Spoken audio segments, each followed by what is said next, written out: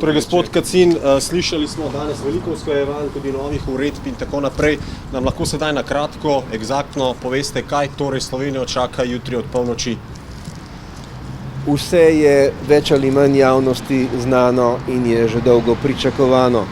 Potem, ko so župani nekaterih občin v dogovoru z ravnatelji zaprli šole, je povsem pričakovano, da od jutri naprej zapiramo vse šole in vse vrtce. To pa seveda ne pomeni, da lokalne skupnosti ne bodo naredile vse, kar je v njihovi moči, da bi lahko življenje kolikor toliko normalno teklo. Predvsem pa gre za tiste kategorije ljudi v tem trenutku, so to reševalci, so to zdravniki in drugo ostalo osebje, za katerih otroke je potrebno še posebej poskrbeti, ker sicer naše bolnišnice, zdravstveni domovi ne bodo delovali. Drugo je vprašanje distance med nami in zmanjševanje nevarnosti okužbe. Javnega prometa pravzaprav ni več, ostali bodo taksiji, samo nujne vožnje. Torej, čim bolj se moramo zavezati, da se bomo sami osamili in omogočili, da se na ta način virus in cela bolezen zajezi. Na drugi strani pa gre za trgovine, kjer je stvar precej težko razumljiva.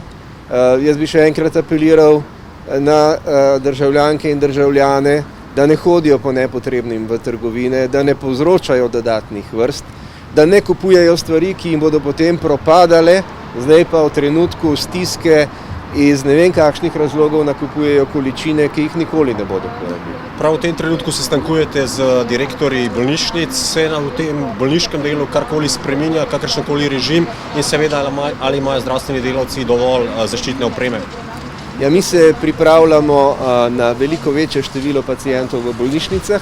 Tam je potrebno veliko več zaščitne opreme, torej preoblačenje osebja je potrebno večkrat na dan in da bi zadostili temu povečanemu pričakovanju, poskušamo čim bolj enakomerno distribuirati opremo naprej. Zato, da bi, tako kot bomo polnili bolnišnice, ko bo do tega prišlo, imeli vedno dovolj opreme na zalogo in da bi lahko bolnišnice delovale tako, kot se od njih pričakuje. Gospod Kacin, danes presenetljiva uredba, s katero vlada nekako prepoveduje varstvo za otroke, katerih starši bodo v vsakem primeru morali v službo. Kaj jim svetujete ter zakaj tak ukrep? Ta ukrep ima seveda izjeme.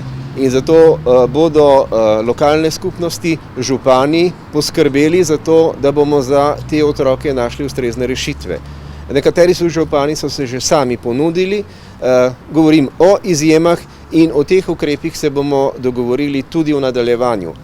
To je odgovor, ki ga pričakujejo tudi direktorji bolnišnic, da bi bolnišnice lahko nemoteno delovale, poskrbeti je treba za otroke tam zaposlenih. Še vprašanje bi bil lahko eden od prihodnjih ukrepov, morda tudi omejevanje gibanja državljanov, po vzoru morebiti Avstrije, ki je prepovedala združevanje nad 5 udeležencev.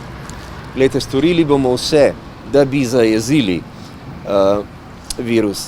Predvsem pa je treba spremeniti tudi način obnašanja. Lepo vreme je, res je nenavadno, da ljudje posedajo na travnikih tukaj v ljubljanskih parkih, sedijo drug ob drugem in se obnašajo, kot da virusa tukaj ni. Virus je med nami, se hitro širi, ko bo inkubacijska doba mimo, se bodo te efekti pokazali. Zadnji trenutek je, da se začnemo obnašati odgovorno do sebe, do svojih in do vseh. Gospod Kacin, slišali smo danes veliko ukrepov, nekateri zelo rigorozni. Kaj nas torej čaka čim bolj konkretno ob polnoči, kaj vse se zapira, kaj vse se omejuje?